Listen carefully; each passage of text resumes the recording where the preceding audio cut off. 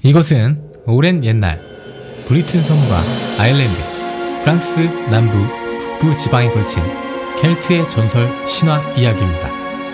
지금부터 그 신화 속으로 떠나보시죠.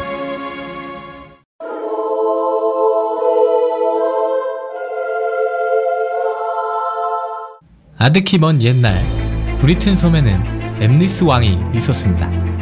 그는 로마 황제의 자손인 콘스탄틴 왕의 아들이며 콘스탄틴 왕이 죽은 후 왕의 자리를 차지한 오티건을 무찌르고 다시 브리튼 왕가의 정통성을 되찾기 위해 동생 우터와 함께 군사를 이끌고 브리튼 섬으로 돌아옵니다.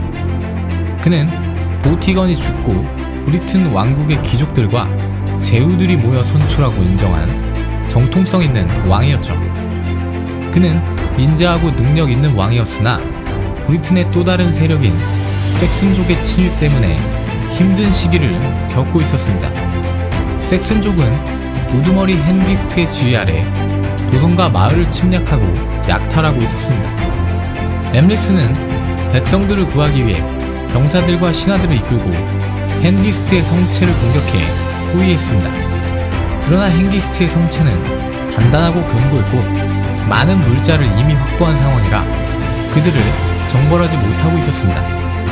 엠리스 왕은 대신들과 논의를 하였고 이에 브리튼 섬의 현자인 멀린을 찾아 그에게 성체를 함락시킬 지혜를 빌리자고 하였습니다. 왕은 멀린을 찾기 위해 나라 전체에 전령을 보냈습니다. 멀린은 목마 서큐버스와 인간의 여자 사이에서 태어난 아들로 각종 동물이나 사람으로 변신할 수 있는 마법과 앞날을 부분적으로 볼 수 있는 예지 능력을 가지고 있었습니다.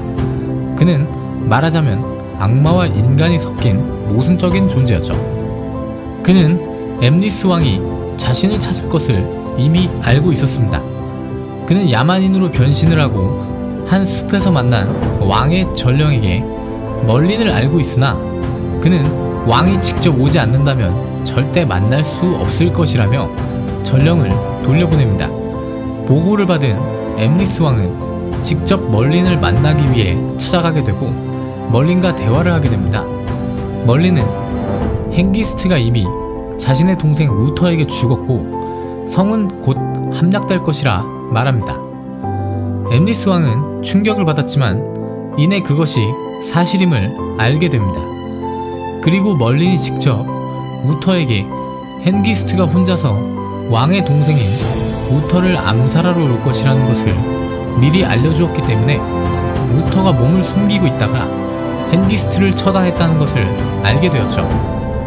섹슨족의 족장 헨기스트를 처단한 엠리스 왕과 우터는 성체를 함락시켰고 브리튼의 현자 멀린이 신비하고 비범한 존재임을 알게 됩니다. 엠리스 왕과 우터는 멀린에게 충성과 우정을 부탁했고 멀린은 그들을 도울 것을 맹세합니다. 섹슨족은 본토에서 우두머리 헨기스트의 복수를 위하여 대규모로 브리튼 섬으로 상륙하여 전쟁이 일어납니다. 멀린은 그들을 깊숙이 끌어들여 싸워야 한다고 주장했고 붉은 용이 우터를 도울 것이라 예언합니다. 이 전쟁에서 엠리스 왕과 우터는 앞장서 용감하게 싸웠고 멀린의 예언대로 붉은 용이 나타나 불을 토하며 우터와 브리튼의 군사들을 도왔고 결국 수적 열세에도 불구하고 일명 솔즈베리 전투에 승리하게 됩니다. 이때부터 우터의 문장은 붉은 용을 사용하게 됩니다. 전쟁은 승리했지만 위대한 엠리스 왕은 이 전쟁으로 인해 죽음을 맞이하게 됩니다. 왕국은 그를 추모했고 왕국을 위해 앞장서 싸운 왕의 죽음을 슬퍼했습니다. 우터는 위대한 형의 뒤를 이어 브리튼의 왕으로 추대되며 전쟁에서 브리튼을 도운 용을 기념하며 사람들은 그에게 펜드라곤이라는 별칭을 붙여주었습니다. 펜드라곤이란 용의 머리라는 뜻입니다. 이후로 그는 우터 펜드라곤이라 불리게 되었습니다. 우터가 왕이 된 후 멀린은 왕이 자신의 조언과 힘이 필요할 때는 언제든 돌아와 그를 돕겠다 하고 궁성을 떠납니다. 새로운 왕은 픽트족과 섹슨족을 토벌하면서 왕국을 견고하게 지키고 있었습니다.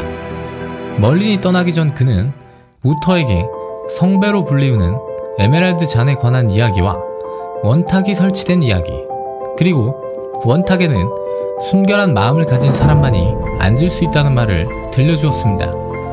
그는 그 원탁에 앉을 사람을 찾기 위해 온 나라 사람들을 불러 모을 것을 제안하였고, 우터는 원탁을 카두의 성체에 설치하기로 하고 이곳으로 온 나라의 가신과 기사들을 불러들였습니다. 우터는 그곳에서 한 사람 한 사람에게 자리를 지정해 주었지만 한 자리가 비어있음을 알았습니다. 멀린은 그곳은 선한 기사가 앉을 자리이며 그는 아직 나타나지 않았다. 누구든 그 말고 그 자리에 앉는 자는 심판을 받을 것이다 라는 예언을 합니다. 아무도 무서워 앉지를 못했죠. 우터는 온 나라 안에 가신들을 모아놓고 잔치를 벌였습니다. 참석한 이 중 틴타겔 지방의 공작도 참석했는데, 공작의 이름은 골레이스, 그의 아내의 이름은 이그레인이었습니다. 우터는 골레이스의 아내 이그레인을 본 순간 지금까지 느껴본 적 없는 격한 사랑에 빠지게 됩니다. 그러나 그녀는 자신의 가신의 아내였고 그녀를 품다는 것은 명예롭지 못한 일이었기 때문에 발만 동동 구르게 되죠. 우터의 상사병은 심각해졌고 왕은 자신의 신복 우르핀에게 죽을 것 같은 자신의 심정을 고백합니다. 우르핀은 왕의 마음을 많은 선물과 함께 이그레인에게 전하지만 긍지 높고 명예 높은 공작가의 부인 이그레인은 그를 나무라며 이를 거절합니다. 골레이스는 이를 알고 격분하여 왕에게 반항하게 되고 우터 왕은 병사들을 소집해 틴타겔을 공격합니다. 우르핀은 멀린에게 이그레인을 얻을 수 있는 도움을 청하게 되고, 멀린은 왕께서 하시려고 하는 일은 부도덕하고 불명예스러운 일이지만 어떤 이유가 있기에 협력해주겠다고 했습니다. 허나 그는 조건을 달았습니다. 이그레인이 아이를 가지게 되고 출산하게 되면 그 아이를 직접 기르지 말고 모든 권리를 자신에게 넘겨야 한다는 조건이 있었습니다. 사랑에 눈이 먼 우터는 이를 받아들이고, 멀린은 마법으로 왕을 골레이스 공작의 모습으로 변신시킨 후 실제 골레이스 공작이 성 밖으로 싸우러 나간 틈에 왕을 성으로 잠입시킵니다. 자신의 남편이 자신을 보기 위해 몰래 돌아온 것으로 착각한 이그레인은 남편으로 변신한 우터와 하룻밤을 보내게 됩니다.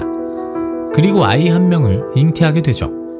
이후 우터 왕의 군대에 의해 진짜 골레이스 공작은 죽임을 당하게 되고, 그를 죽일 생각까지는 없었던 우터는 슬퍼하며 가신들과 회의를 하여 미망인 이그레인과 결혼하게 됩니다.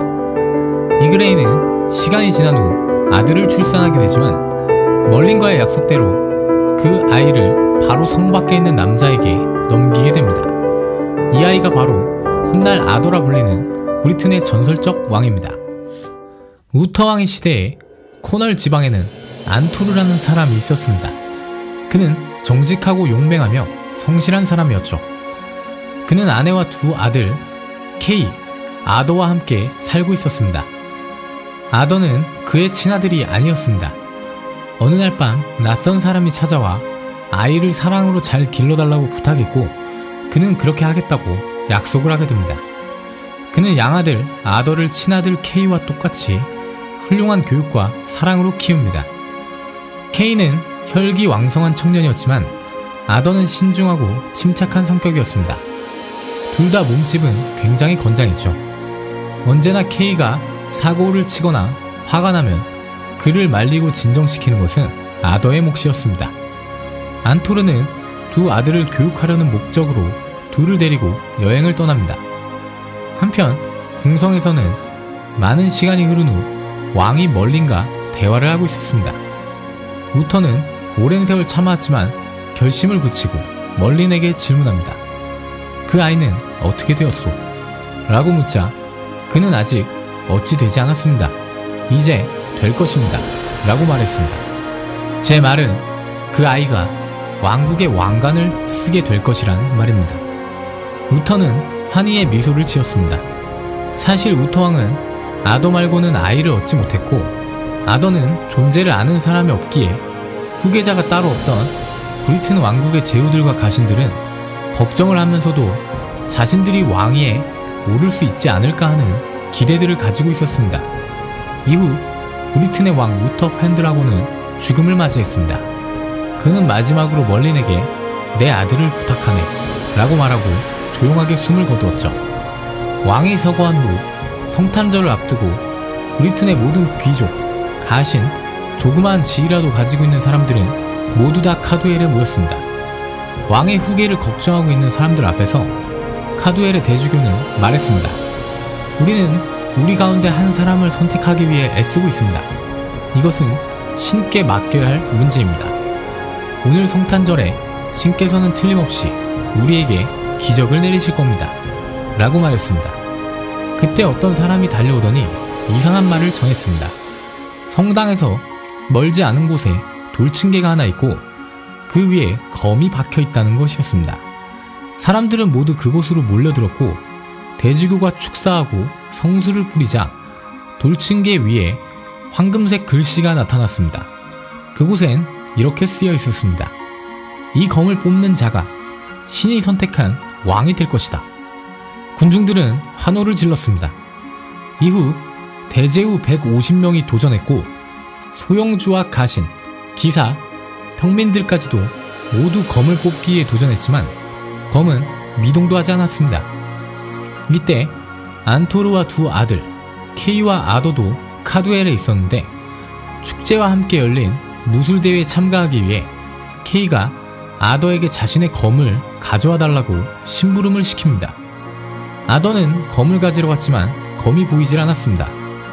아더는 할 수 없이 돌아가려 했고 검을 도둑맞은 일로 형 케이에게 야단맞을 생각을 하니 한숨을 쉬었습니다. 그때 돌아가던 중 돌층계 위에 엑스칼리버가 보였고 아더는 그래 일단 아무 검이나 가져가자 라는 생각으로 그 검을 뽑았습니다. 검은 아무 저항 없이 쑥 뽑혔고 아더는 이 검을 케이에게 가져다 줍니다.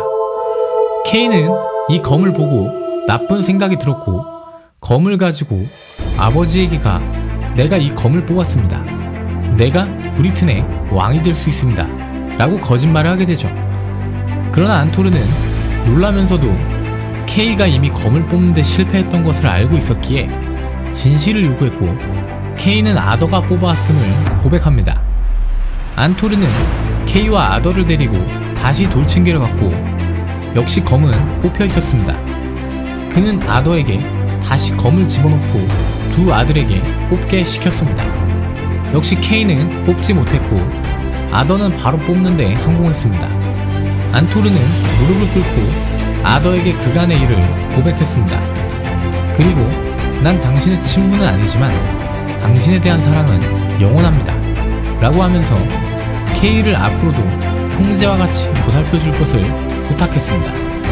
아더는 검을 다시 돌층계에 꽂았습니다. 반나절이 지나자 사람들이 다시 그곳으로 몰려들었고 그들은 내심 아무도 이것을 뽑지 못하기를 바랬습니다.